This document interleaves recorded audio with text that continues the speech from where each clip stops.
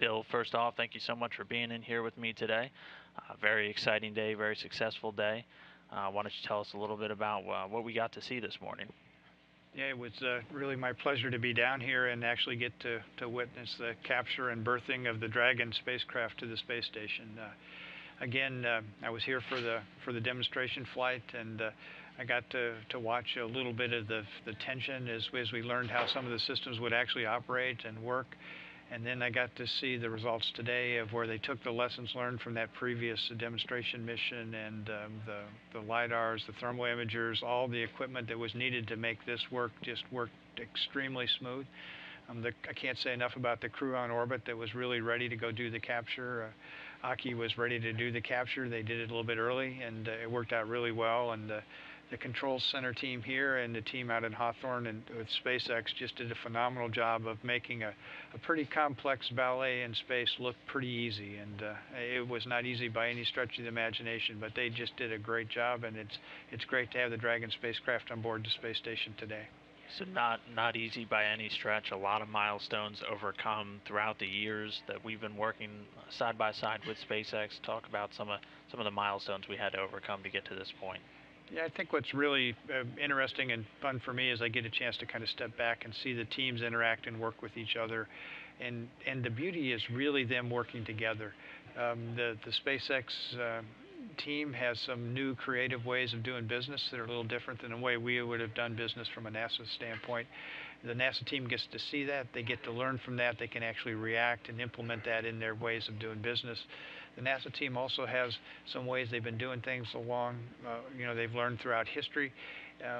And then the SpaceX team sees those, and at first they may be kind of reject some of those ideas. Some of the ideas for configuration control and how we monitor things and watch things is a little different than what they're used to, and they discount those initially, and then after a while they start saying, hey, this is really, now we understand what you NASA guys have been doing, and they modify their stuff a little bit together. So the beauty is, like in any teaming relationship, if you come together with an open mind and you look together and you work together and you have that common goal, you can achieve so much more as a combined team than you can individually. And I think it's just it's a real pleasure for me to get to watch the best of spaceflight come out in the SpaceX team and the best of spaceflight come out in the NASA team to end up with this wonderful event that occurred today with this capture and berthing.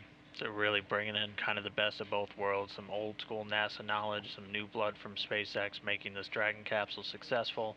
Really exciting stuff. So now, first commercial resupply mission, berth to the International Space Station. What does this mean for NASA? Why is this important?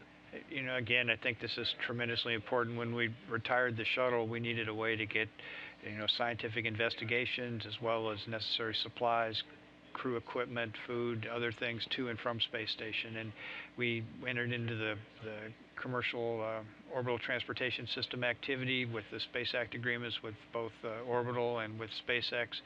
Now this is the first commercial flight where we're buying essentially services to carry up things to orbit. And I think the thing we miss sometimes is the exciting cargo that is really on board this flight. There's some critical components that we needed to get launched to station. They're there.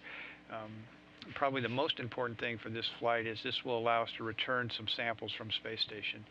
There's a glacier freezer that's on board, as well as some cold packs that are in the Dragon capsule. We have 3 minus 85-degree freezers on board space station. We've not returned anything from those freezers since the shuttles quit flying last year, so they're stocked full of really precious blood samples for the crew, because we're trying to monitor how the blood chemistry changes over time during an expedition. There's also biological samples in there. There's also some plant samples where we had some plants that we've fixated to plants, and then we froze them in a minus 85-degree freezer. So these are unbelievably unique and precious specimens. They've been captured. The unique presence of space station, they're locked in these frozen samples, are potentially information that can reveal a lot about what microgravity is and how it works in a biological sense. So those are sitting up there. They're waiting to come home. They need a way to come home. Our freezers were starting to get full, so we're going to take uh, approximately 1/3 of the samples that have been stored in those freezers on orbit, put them in this glacier freezer, and then get a chance to return them here to the Earth on the Dragon capsule at the end of the mission. So it's not only the upmass, but it's also given us the ability to return this precious cargo. So I look at the vision of where we were when we laid out this concept to go move forward, to bring in some commercial providers to provide services for us. There were a lot of skeptics at the beginning, but as evidence today, I think you're starting to see that this can work and can move forward. And I think we also need to not lose sight of how difficult this is. So if a problem occurs, we just need to react to that and not lose faith in what we're doing and just continue to keep moving forward. You know, it'll be exciting to get these samples back. It'll be exciting to see some of this research actually get investigated by the folks here on the ground. And Dragon is allowing us to do that with this return portion of the flight coming up. So really excited. I mean, science such a huge part of the International Space Station, such an integral part. Now all those important samples have a ride back down to Earth. Talk a little bit earlier. You were telling me about some of the really cool science experiments that we have going on. Tell me a little bit about some of those. Yeah, what's going on station is we have an aquarium, a fish habitat that was launched on HTV, and it's been installed by Aki on board station. It's there, it's been checked out, it's ready to be operated and used. The fish are coming up on the Soyuz flight, and I was down here not only for the capture and berthing, but I was down here for the flight readiness review for the Soyuz flight. And on that Soyuz flight, we'll fly up some Makata fish that will actually inhabit the aquarium. And what's intriguing about that is we were looking at bone loss potentially with this. We've flown these fish before in space for a 16-day mission, but we've never been able to fly them for 60 or 90 days. And if you think about it, you know, humans that walk around on the Earth, we experience bone loss in space, but our systems are loaded by one gravity. You know, the bones are stressed by just walking around on the Earth, or we fly rodents, same kind of thing. Their bones are loaded by one gravity. The fish bones are not loaded by one gravity. They're essentially swimming around in the lakes or oceans or aquariums here on the Earth. So it's much like our neutral buoyancy facility where we go simulate microgravity for our crew members. These fish experience that all the time. So now we'll fly these fish to space, put them in this habitat on board space station, and then we'll go look and see if they actually have the same bone loss phenomena that the terrestrially 1G loaded other animals have, or there's something different that goes on. And what this will do is this will allow the researchers to get more insight into the mechanism behind bone loss that occurs in space. So is it truly a one gravity loading condition? Can you compensate for it by putting the crews on treadmills and loading them with bungees, or doing the advanced resistive exercise device that they use, the ARAD? Can we accommodate that, or is there something else that's fundamentally going on? So what's exciting is these fish will give us another insight into this phenomena we observe in space, and we've really got to learn to control these things if we're going to go beyond low Earth orbit, go to asteroids, go to Mars, get out into space. We're going to be exposed to long durations of microgravity conditions, and we need to understand how to control those symptoms. So this experiment that's coming up on the Soyuz will be very important to give us some insight into bone loss we've not been able to see before. So again, it's exciting. We have to dig a little bit to see what the science is going on board space station, but there's lots of great investigations every day on board the space station. Did they put in a little plastic castle in that fish tank for the? I don't think there's a little plastic castle or any plastic plants in there, but you'll get a chance to see some of the video from station when the fish get. We'll definitely be following along with it.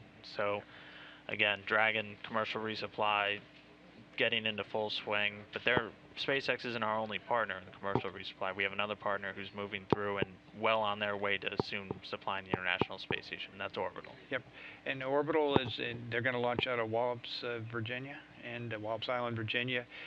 They're out on the launch pad now. They've just moved the rocket out last week, and they lifted it up and installed it on the launch pad. They had to build essentially a launch pad from scratch. There was no launch pad for this rocket before, so they had to put in not only the cement infrastructure and the facility that holds the rockets, but they had to put in a propellant system that can handle cryogenic oxygen and kerosene to deliver it to the rocket. Also, there's some helium that needs to be supplied, etc. So there was a lot of buildup of the launch pad. Ground up, building it from essentially open beach to essentially a launch pad. So they've been very busy getting that in place. There's been some, typical problems as they check things out. Valves don't quite function right. Systems leak a little bit. Some flanges needed to be retorqued. So they've been working through all those problems. But now they're at the point where the rocket is out on the launch pad. They'll do some fueling demonstrations. I think they start around the 20th of this month, so probably about 10 days from now. And what they'll do there is they'll actually fuel the rocket 3 times to make sure they can really understand how it gets fueled, to get all the precise timing down to get ready for the launch. Then they'll do a hot fire test after that completes, and that'll verify that the hold down system works, the launch countdown software works, all those things work. And then they'll do a launch probably later this year, probably sometime in December, that will launch with a dummy Cygnus capsule on top. It'll be just to check out the launch system to make sure the rocket can operate, and we'll get to see that. And then they'll do their demonstration to station sometime next year in 2013. So again, I think they're making good progress. Lots of challenges as things seem mundane, but to deliver minus 420 some degrees Fahrenheit oxygen at the right conditions, and by right conditions, right pressure and flow rates and all these things, is not a trivial experiment at all. It's not trivial to get the launch pad Still ready. rocket science. It's still rocket science, and they'll work through those things. So we'll see how these demonstrations and field tests go over the next couple of weeks. But again, they're making good, solid progress and moving forward. They've got several rockets already at WALPS that are ready to go. They've got a couple Cygnus capsules that are there. So I think once they get through this kind of startup stuff, they'll be ready to go ahead and deliver cargo to station, which will be, again, another way to really effectively utilize station. And we really designed it that we need both of these companies. We can't do it just with SpaceX alone. We need both the cargo delivered by Orbital and by SpaceX to make station functional and get the research that we intended. So we're looking again for them coming online as soon as they're ready to come online. And again, I get to see the same NASA teams, maybe different teams, working with these folks, helping out up at with the Orbital team. I've been seeing it where a lot of our folks from Kennedy and Marshall and Stennis, who have experience in launch pads and launch design, we ship those up to WALPS, and they've been helping the Orbital team. They've actually worked with them hand in hand, done some test conducting with them as they do it through tests, teaching them how to operate and do things. So again, I'm seeing the NASA team take the newer teams and give them some experience, help them along over through some of the rough spots, be encouraging, but then I also get to see my team get excited and invigorated about a new way of doing business that they've not had a chance to experience. So again, that teaming relationship I described with SpaceX, that same teaming relationship is alive and well with Orbital, and it's a tremendous thing for me to get to see that drive, that pull of spaceflight, that wanting to go beyond low Earth orbit, to understand what we can do with space station, to understand those research questions, to see these teams get united by that passion and move forward is a tremendous blessing for me to get to see these teams work together. Really fascinating to see the synergies between the two teams and really spreading the knowledge out, getting as many people involved in spaceflight as we possibly can. Really exciting stuff. So, successful Dragon today. Anything else you'd like to say real quick? Not really. Again, I think, spend the time understanding what's going on with space station. I think here in the next couple days, there's some good passes of station going overhead, especially in the U.S. in Houston and also on the East Coast. So if you get a chance, go outside and watch this little white dot go overhead. I tell people that you also have to have a picture of the crew, so you need a picture of Yuri and Aki and Sonny, so you can show your friends that these 3 people are in that little white dot up there, right? And there they go across the sky. So I think, and also spend a little bit of time, go out to the web, research a little bit, find out what the research is we're doing today on space station, and then figure out a way to talk to your neighbors and friends about what that research is and how that research affects their lives. And so use that little white dot going overhead that you see to essentially maybe talk to your friends and neighbors about what you're doing and what excitement you see in the space program. So again, my only thought for the day is the weather's been good here in Houston, so if you get a chance, especially tonight or tomorrow night, get a chance to get out there and take a look and see this marvelous thing that flies overhead. Absolutely, and it is amazing to see it too, when you see it streaking across the sky and just thinking there are people living on that. It's been up there for 10 years. It's this modern marvel. It really is inspiring. Yep, and you can even say there's a Dragon capsule attached and to that. And there's a Dragon account. Yep.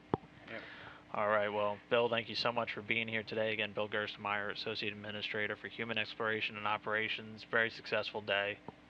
It's been an honor. Okay. Well, thank you very much. All right, thanks. Thanks.